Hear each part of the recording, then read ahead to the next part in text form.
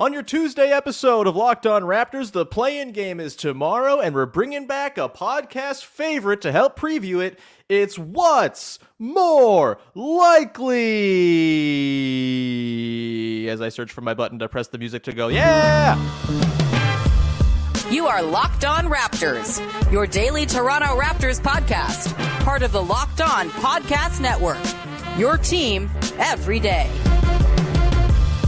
Hey, what's going on? Welcome to episode number 1378 of Locked On Raptors for Tuesday, April the 11th. I'm your host, Sean Woodley. I've been covering the Toronto Raptors now for 9 seasons on various platforms. You can find all of my work over on Twitter at WoodleySean. You can follow the show at Locked On Raptors. You can subscribe to the podcast for free on YouTube or wherever you get your podcasts in audio form. And most importantly, Discord. Get into the Discord server, baby. It's a lot of fun in there. We're talking fake trades. There's a Blue Jays channel that we're talking about the birds in as well. All sorts of good stuff going down in the Locked On Raptors Discord. So jump on in there. It's the place to be during the play-in game tomorrow. The link is in the description of this podcast, both on YouTube and on the audio apps. So come and hang out. It'll be great to have you in there as we all collectively melt down during the play-in game tomorrow. Today's show is brought to you by Game Time. Download the Game Time app, create an account, and use the code LOCKEDONNBA for $20 off your first purchase. That's last-minute tickets, lowest price, guaranteed. If only there were a game you could buy last-minute tickets for in Toronto tomorrow, baby. All right, let's dive in. I'm juiced up, baby. We got a game. We got stakes, single elimination, and we got Big V back from vacation. The Big V does stand for vacation. Big Vacation is on the show. It's Vivek Jacob of Raptors.com. Big V, am I too much for you this morning? No, man, I'm very impressed. You are on form. You rhymed elimination with vacation. And... Did I? Wow. Poet didn't know it.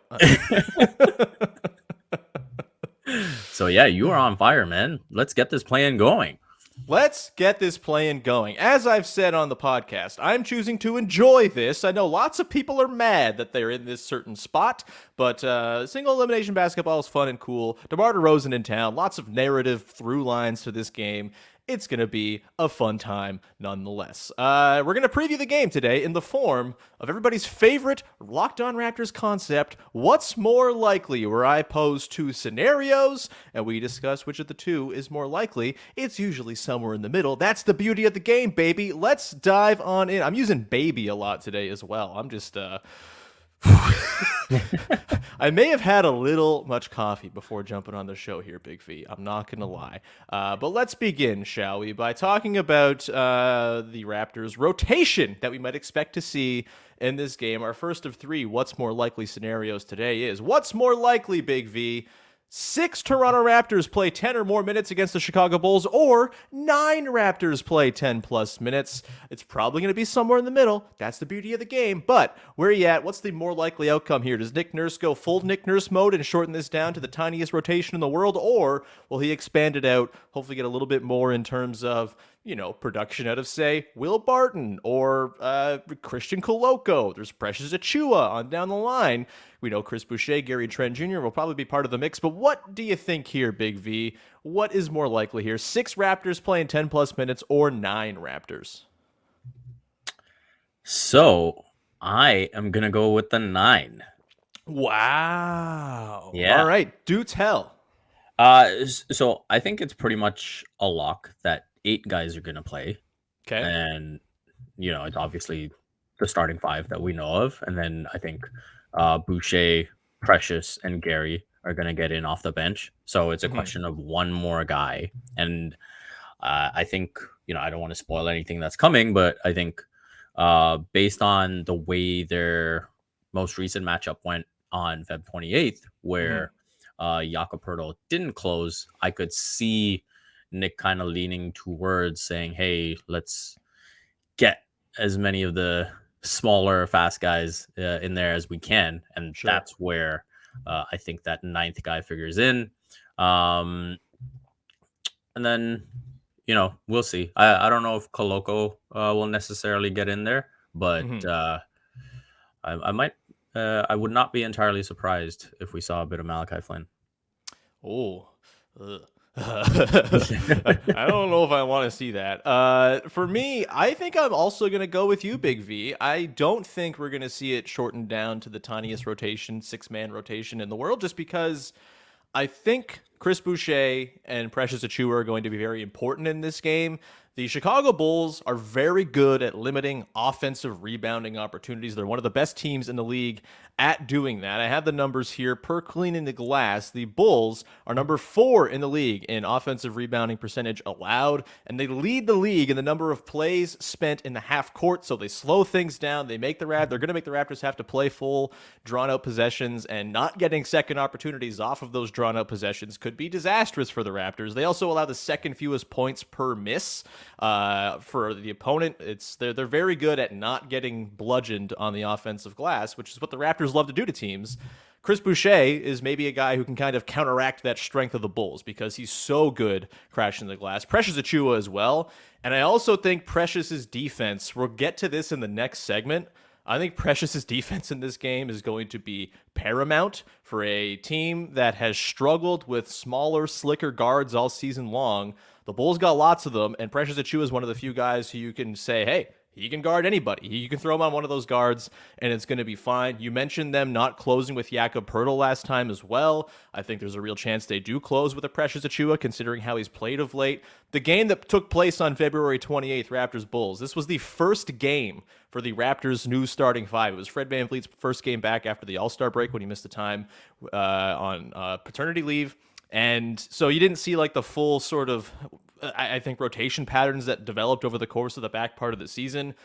I would expect we'll see a little bit more in terms of depth pulled out today, tomorrow. Yeah, whatever the hell day it is. I don't know. I'm all juiced up, man. Yeah, I think it's likely that we see that go pretty deep. I think there is maybe a space for Christian Koloko in this game, Vivek. And I think it very much depends on the game flow, certainly, and like just sort of how things are going in the game. That's the thing with a one-off game is you can look at all the stats and look at everything that's happened, but what's happening in the game is what actually matters, and you can kind of throw the stats out the window to some degree once you get into the flow of it. But the Bulls, like I said, very good cleaning up the offensive glass. I know Koloko's not the offensive rebound hound that, say, a Boucher or a Achiuwa is, but he can probably help there. And the bigger thing is the Raptors really struggled against the Bulls in terms of their rim defense. They give up 16 of 21 at the rim, just sort of easy walks to the bucket for DeMar and Zach Lavine pretty routinely. And I wonder if just having Christian Koloko in there as a deterrent when Jakob Poeltl's not on the floor, maybe that is a way to kind of counteract what the Bulls do best and just give you that backliner defense. It could go a bunch of different ways. Like you said, we could see Will Barton get regular run in this game. If he goes on a heater and he's providing 3-point output for the Raptors like he did a couple of games down the stretch, I guess that one game down the stretch where he went 6 of 9, that could be what swings this game because 3-point shooting is going to be massively crucial to swinging this game. It's a single basketball game. 3-point shooting is probably what it's all going to come down to if we're being totally real. Please listen to the rest of the podcast. Our analysis is good. Big V, any other thoughts there on Koloko, Barton, like some of these guys who might sprinkle in? You mentioned Malachi Flynn. Like, what role would you see those guys operating in? Flynn, Barton, whomever, as we maybe see a bit of a deeper rotation here for Nick Nurse. So the case for Koloko would probably be those minutes when Drummond is in the game. Yeah. And I think, just matching big with big. With the other two, with both Malachi and Barton, this is where, honestly, you're going to miss Jeff Doughton a little bit because I think if you were to pick one guy who matches up with the likes of Caruso, Dosunmu, who else am I missing in that guard? Kobe White. I think having Jeff Doughton in there would have been a nice matchup. It is what it is. He's not there. And so that's where I think Barton and Malachi probably figure in to get minutes. And so I think the interesting thing with Chicago as well is when you look at their defensive metrics since the All-Star break, they were third in defensive rating. They force a lot of turnovers. They were fourth best at forcing turnovers. But unlike the Raptors, they barely foul. They were fourth best in foul rate as well. And that, again, comes back to guys like Caruso and Patrick Williams and Pat Beverley all being very good at poking at the ball without actually fouling. Mhm. And how that portends to, you look at the Raptors and the fact that they're a team that, especially since the trade deadline, barely got to the free throw line. They were 28th in getting to the line. And so on those drives to the bucket, where we know in a play-in playoff setting, the whistle is going to get swallowed up. How often is the ball going to get poked away, and are we going to hear those groans from the Scotiabank Arena crowd? So all of that comes into play. And so at the guard positions, you have to be very good at rebounding as well, because all those guys rebound the ball well. So I know I'm going off on a bit of a tangent here, but No. I think when like the Will Bartons and the Malachi Flynns, if they get an opportunity, those are all things they're going to have to be conscious of. Yeah, it's we'll get into it. There's some things that give me some pause about this matchup for the Raptors. I will say I think maybe like the guard fear is maybe a little bit tamped down in this game, say compared to games they played against like the Pacers, for example, or even like the Cavs, where there's all those really dynamic guards out there. I think with the Bulls, like as much as they're guard heavy, Alex Caruso, Patrick Beverley, like I'm not totally worried about them taking over the game with a million blow-bys. If they do that, then maybe that's a good thing because it means Zach Lavine and DeMar DeRozan aren't creating for you. But yeah, they're slick. They're small. They're fast, and they're kind of nasty. They've been a pretty damn good team. And you mentioned the third best defense since the All-Star break or whatever the cutoff was that you had there. The Raptors have been number 6 since the Jakob Poeltl trade, and this is going to be a rock fight. These are two not very good offenses who don't shoot especially well, who play very good defense. It's going to be nasty, and it's going to come down to razor-thin margins, which is an area where I feel like the Raptors have kind of struggled this season, despite being the team all about the margins and winning on the margins of the game. They've also, the three-point shooting disparity, things like that. If it goes against them, they're going to be screwed. It's just the Bulls are, they're not the same team they were when the Raptors played them twice at the start of the season. Let's put it that way. Let's continue on. We're going to get into the next what's more likely scenario in just 1 second as we dig into some of the matchups in particular. Some guys who might have off nights. Fred VanVleet, DeMar DeRozan, they're going to be up against tough defense. Who will be in tougher? We'll get to that in just 1 sec. Before we do that, however, got to tell you about our friends over at Game Time. And look, buying tickets to your favorite events should not be stressful, especially when you want to go to the play-in game to see the Raptors take on the Bulls. Game Time is the place to go get your last-minute tickets easily and conveniently. Forget all the planning. Game Time has deals on tickets right up to the day of the event. Get exclusive flash deals as well on tickets for football, basketball, baseball, concerts, comedy, theater, and more. The Game Time guarantee means you'll always get the best price. If you find tickets in the same section and row for less somewhere else, Game Time will credit you with 110% of the difference. That is a great promise. The Game Time guarantee. Get images of your seat as well before, so you know exactly what you're going to see when you arrive. No weird sight lines or anything like that. You can buy tickets in a matter of seconds, just 2 taps and you're set. Download the Game Time app, create an account, and use the code LOCKEDONNBA for $20 off your first purchase. Terms apply. Again, create an account and redeem code LOCKEDONNBA for $20 off. Download Game Time today. Last minute tickets, lowest price guaranteed. All right, we continue on here. Big V, Vivek Jacob of Raptors.com, along as we continue our What's More Likely play-in edition, looking at Raptors Bulls Tuesday night, 7 p.m., Scotiabank Arena. What's more likely number 2, Big V? Fred VanVleet has an off night guarded by Alex Caruso and Pat Beverley, or DeMar DeRozan has himself an off night guarded by OG Anunoby. I shared the number yesterday. The season-long defensive stats per the matchup data on NBA.com. DeMar DeRozan guarded by OG Anunoby. It's not gone well for DeMar or the Bulls in those possessions. 118 partial possessions over 3 games. The Bulls scored 101 points. DeMar DeRozan, 6 turnovers in those possessions. Just 14 points scored. 6 assists as well, but just 3 of 5 from the field. Not a whole lot of damage being done by DeMar DeRozan when he's been guarded by OG Anunoby.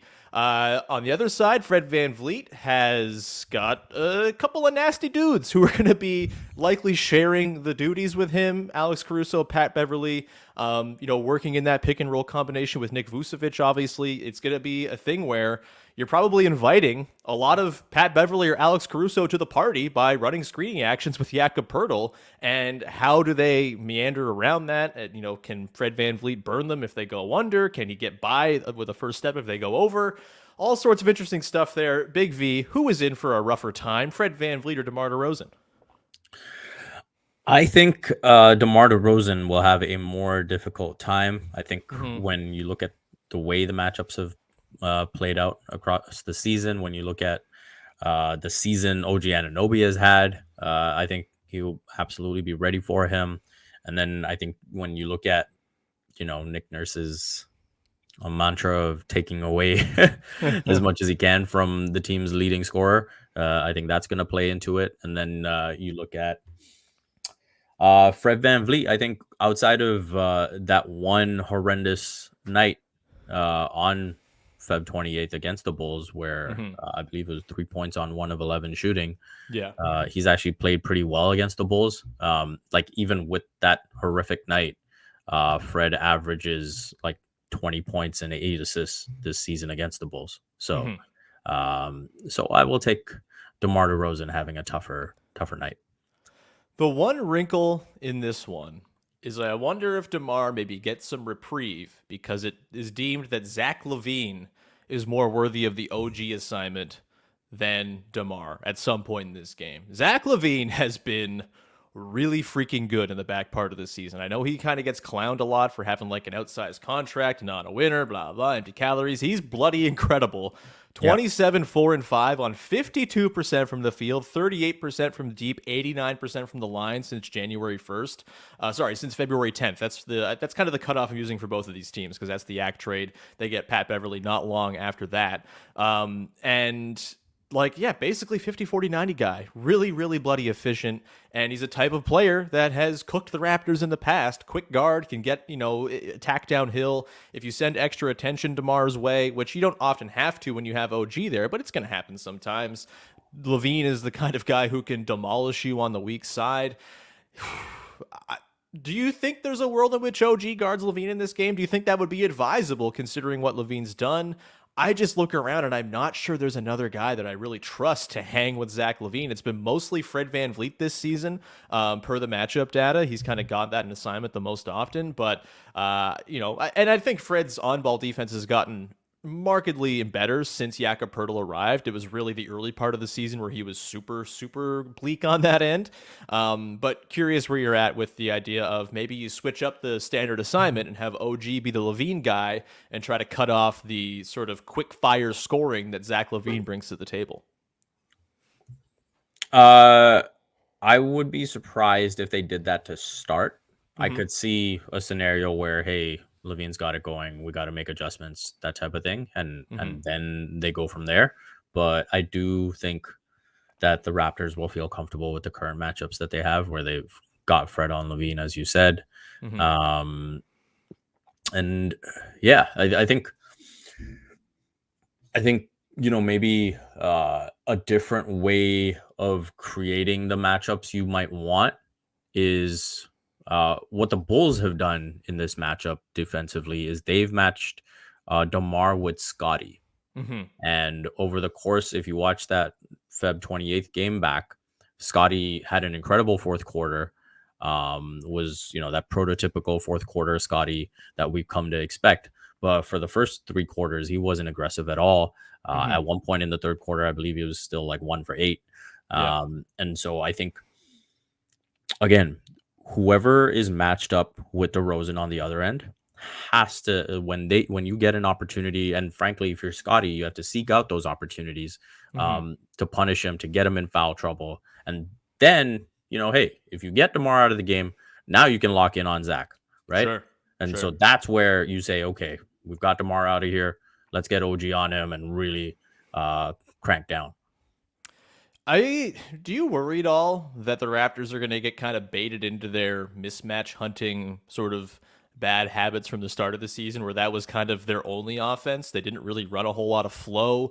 My thinking is, maybe the Bulls really sell out to contain the Fred VanVleet Yak pick and roll.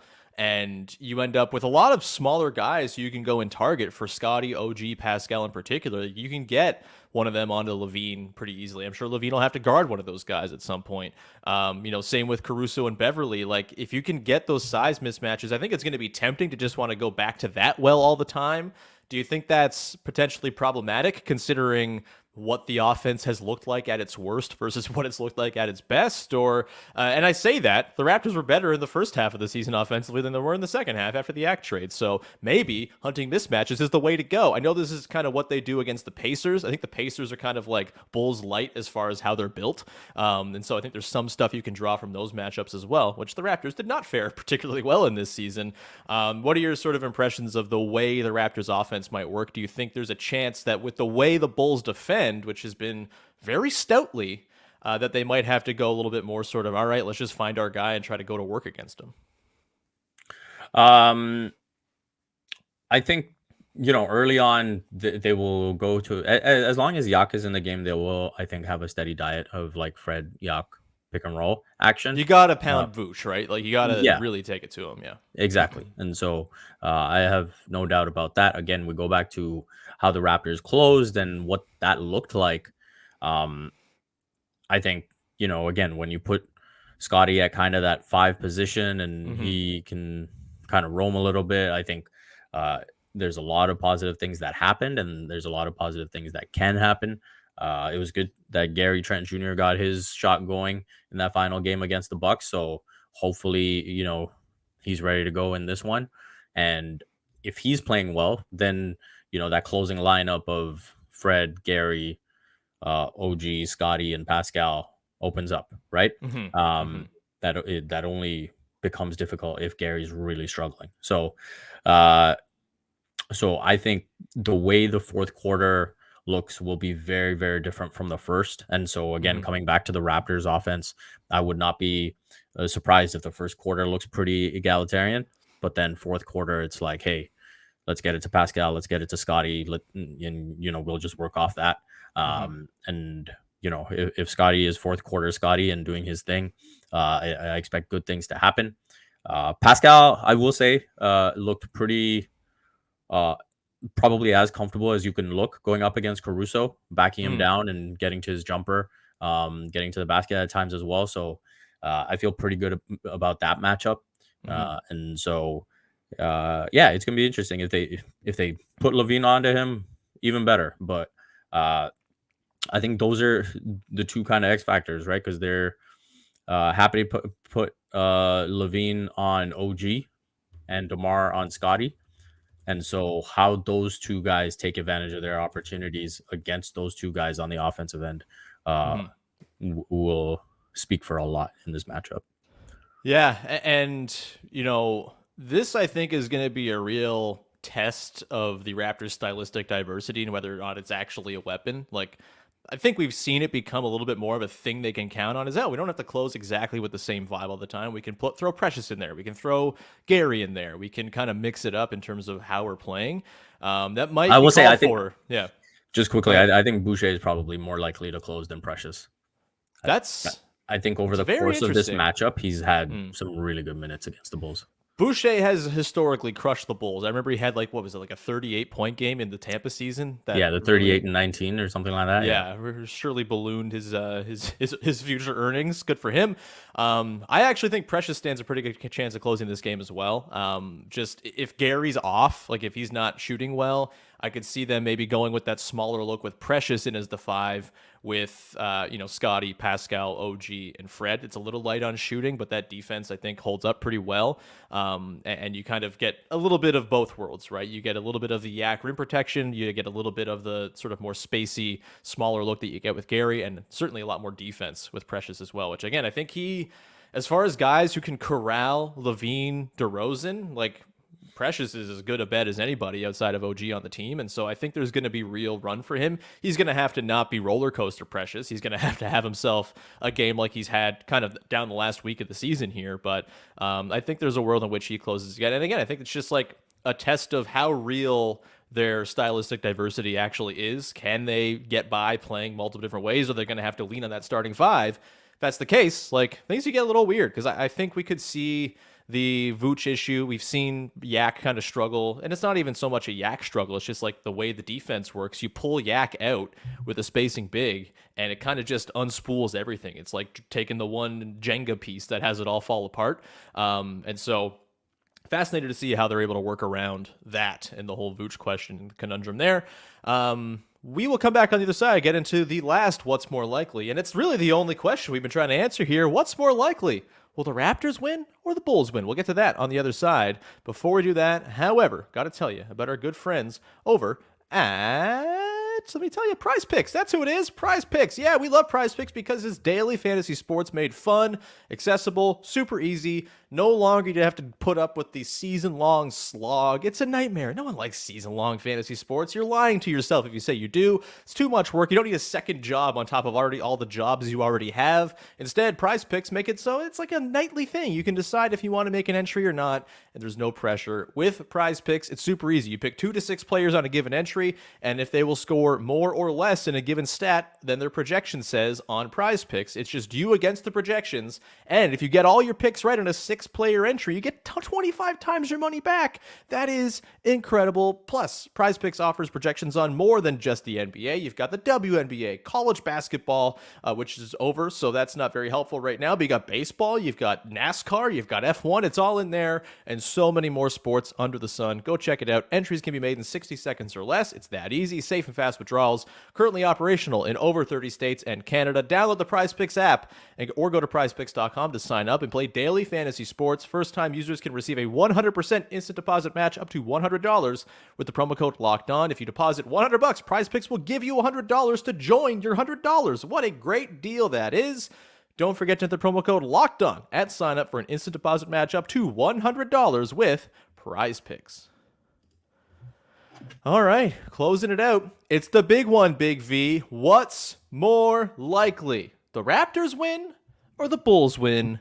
And why? What you got? I was maybe on the fence about giving a prediction. I will officially give my prediction for this game in this segment. The crowd goes wild. Big V, what do you got? Who's winning? Why? So I am actually gonna go with the Raptors taking this one. Okay. I think they've been very good at home, 27-14 at home, and in terms of the kind of Jekyll and Hyde season that they've had, I would lean towards getting the good version Wednesday, and maybe not the not so good version on Friday. If it's the Hawks, they could probably handle that. The Heat, very annoying. Though the Heat also kind of butt. This is the thing about all these teams, V, is they're all kind of butt in their own When way. you're in the play-in tournament, yep, that's usually how it works. Varying degrees of butt. Yeah. So yeah, I'm going with the Raptors in this one. I think they'll pull this one out, but I don't feel too great about Friday. Well, if it happens. We'll deal with Friday later. If it comes. I will say, I don't feel awesome about this matchup. A couple Fair. of stats for you, Big V. Couple of stats. And it's just because the Bulls are a very different team than they were at the start of the season. Like, it's totally, totally different. I'm looking now. The Raptors turned the Bulls over 20 times in their game on February the 28th. That was the third most turnovers the Bulls allowed all season long. They're a top 10 team at not turning the ball over. The Raptors are number 1 in that category. They're going to have an edge on anybody in the turnover department, but the Bulls, they're pretty good at not turning it over. And obviously, we know DeMar DeRozan's pretty good as like a ball security guy, all of that stuff. I don't know if you can replicate forcing 20 turnovers against the Chicago Bulls in a one-off game. Maybe you can. It's one game. Anything could happen. They could force 30 turnovers, and it would be crazy and fun. But this was the third most turnovers. Funnily enough, the second most turnovers the Bulls had in the season was November 7th against the Toronto Raptors, 22. Raptors, good at forcing turnovers. And so maybe that lends some credence to the idea that they can replicate the 20 turnovers, but that's hard to do. It's just that they're a good ball security team. The other thing, the Raptors shot 15 of 42 from 3 in the game against the Bulls. The Bulls were 10 of 25. Big advantage in the three-point department. The Raptors, only 3 times all season did they hit more than 15 threes. They hit 15 threes a handful of times, like 5 times on the year. One of them was that Bulls game. 2 of them were against the Houston Rockets. And one was against the Hornets. So I don't know if you can count on 15 of 42. You're not going to get the Fred VanVleet game you got in the first matchup between these two teams, but I also don't think you're going to get. They shot 15 of 42 with him going 1 of 9 from 3. Yeah, they got, what was it here? They got 5 of 11 from Gary Trent Jr., they got 2 of 4 from OG, 2 of 3 from Scottie Barnes, and 3 of 5 from Chris Boucher. So maybe you can disperse those threes around. I just feel like banking on the Raptors having a good three-point shooting night is a way to lose all of your life savings, because I don't trust it at all. They are number 28 in the league in three-point percentage. Both of these teams very low in three-point volume, by the way. Raptors 26, Bulls 29th. So, again, going to be a nasty, nasty rock fight of a game. Those are the reasons I'm a little concerned. I'm also, again, concerned about Zach Lavine maybe not having like a natural guy to guard him where you feel super great about it. That said, you can always switch OG onto that assignment. And again, that's where I think Precious might come in here. All that said, you mentioned the home thing. That's probably what it comes down to. So I will very, very, very weakly pick the Raptors to win this game. Well, I don't feel awesome about it. I don't love this matchup with the way the Bulls have played of late. Plus, the Bulls have Patrick Beverley, the king of the play-in tournament. I don't know how you take that crown away. Who do you see as being like the Raptors version of last year's Patrick Beverley on the Wolves, who becomes just like the star of the play-in tournament because he very clearly cares about it more than everybody else? I know the Raptors and caring about things maybe don't go hand in hand all the time, but... Yeah, look, I'll rock with Chris Boucher, man. Mm-hmm. I think if he can just come in there and be a little crazy and do what he does, and we saw, he kind of made a name for himself beyond Canada with that game 6 that he had, right? Especially in that first half against the Sixers, and kept, was a big part of keeping the Raptors alive in that first half before it all completely fell apart. But I would not be surprised if Chris Boucher came out and had a really, really strong game, at least against the Bulls. Yeah, I mean, history says he will do that. I want to also ask you, I mentioned my concern about the defensive matchups. Scottie Barnes has been, I think, markedly better on defense in the back part of the season than he was at the start, specifically as like a help guy more than an on-ball guy. In that game against the Bulls, you mentioned the fourth quarter where he's basically playing center to close the game. 8 points, 5 boards, 4 blocks on 3 of 4 shooting in the fourth quarter alone. That was the crazy block party game. Do you think Scottie maybe has a little more to say about the defensive matchups than maybe we're giving him credit for here? I've kind of just like penciled in Scottie to be sort of like a meh defender most of the season. Do you think there's a world in which like Scottie goes into like postseason mode here and just kind of ratchets things up? He does feel like the kind of guy who, when the lights are bright, tends to try a lot harder and kind of give that 4-quarter effort as opposed to a 1-quarter effort that we've seen quite often this year. Like, I guess that's another thing we haven't baked in here is like the one game sort of stakes and pressure. Who responds well to that? I mean, the Bulls have plenty of guys who have been through playoff games. DeMar, obviously, Nick Vucevic, some playoff games with the Magic and stuff. The Raptors, I would say, a little more experienced in that department. It won a title. A few of the guys on the team did all of that. I think we kind of know OG kind of gets up for these games, that type of thing. Like, is there maybe an unspoken Scottie quality to this game that could feature Scottie just kind of coming out and deciding, no, we're winning this game and it's because of me? Well, I think if there's one thing you go back to that fourth quarter that he had against the Bulls, it's historically we've kind of seen him play his best defense at the 5.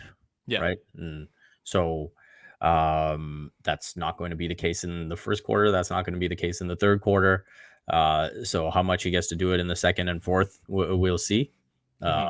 And so I think those are his opportunities, I think, to shine defensively.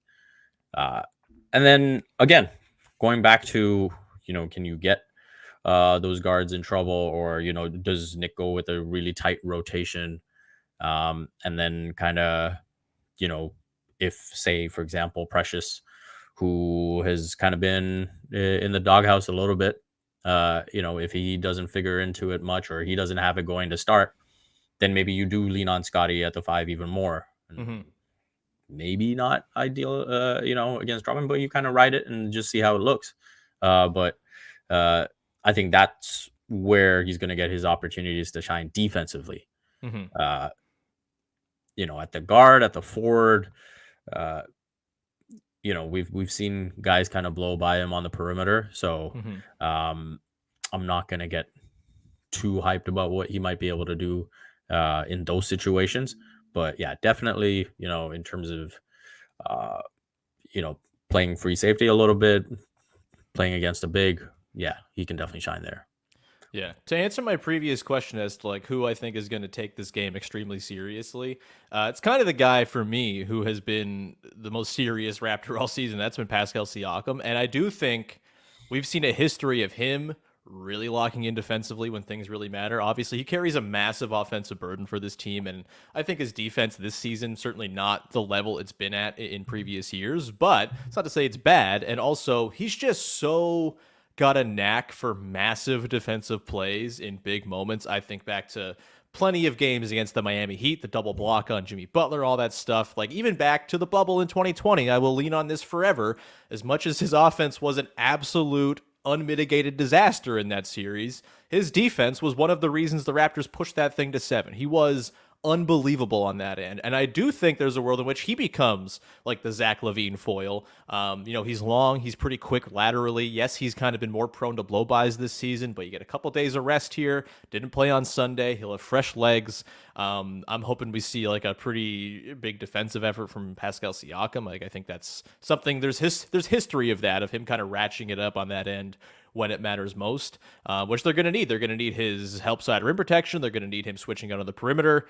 They're going to need everyone pulling in the same direction, something the Toronto Raptors have struggled with at times this season, Big V, to say the least. Any parting shots here as we wrap up this what's more likely preview of the play-in before we get out of here? Any last parting shots? No, man. I think we've covered it pretty well. If you want any more coverage, I should have a preview up for Raptors.com after, going to practice today and getting a bit more out of the pressers. And beyond that, there's nothing much else. Yeah, my last thought, really hope Gary Trent Jr. has himself a good game and not a bad game, because that could literally be the difference. The three-point shooting, I'm concerned, Big V. I'm a little concerned. We're going to leave Everything it there. could be the difference for the Toronto Raptors in 22-23. Yeah. Such has been the season. Imagine trying to predict a single game with this team and spending 37 minutes on a podcast trying to do so. Morons would do what only morons would do that. Thanks for hanging out with us, morons. We love you all, the good people out there listening to the show. Reminder, please jump into our Discord chat. On the link is in the description of the podcast, whether you're listening on audio or watching on video. It's a lot of fun in there. Good times, good ball chat, draft talk, which I've yet to partake in because I don't know what I'm talking about with the draft just yet. That's after the season problems for Sean to figure out. But we've got all sorts of stuff in there. We'll be in there for the play-in tomorrow. Also, tomorrow, couple episodes coming your way. The Wednesday morning episode will be dropping with Pat, the designer of Locked On Bulls. We will break down the game, sort of what's at stake for both teams, sort of bigger picture look at both squads as we go into that one. And, of course, we've got the recap of the game as well. We're going to go live on the YouTube channel after the buzzer, probably around 10 o'clock, I would say, just based on when time figures out. I got to get the show prepped and stuff like that. Probably 10 o'clock we'll go live to break down the game on YouTube as well, so you have that to look forward to. And hopefully we're talking about a dub. If not, we'll be talking about slightly improved draft position. Yay! Can you feel the excitement? That's going to do it. Go follow all Big V's work. He's the best. Follow me on Twitter at Woodley Sean. Follow the show, Locked On Raptors. Subscribe, follow, rate, review, all that good stuff on YouTube and wherever else you get your pods. And we'll be back again tomorrow with Pat, the designer of Locked On Bulls, with a series preview crossover. Or series preview, I wish. Single game elimination crossover. We'll get to that tomorrow. Thanks so much, everybody. Thanks for hanging.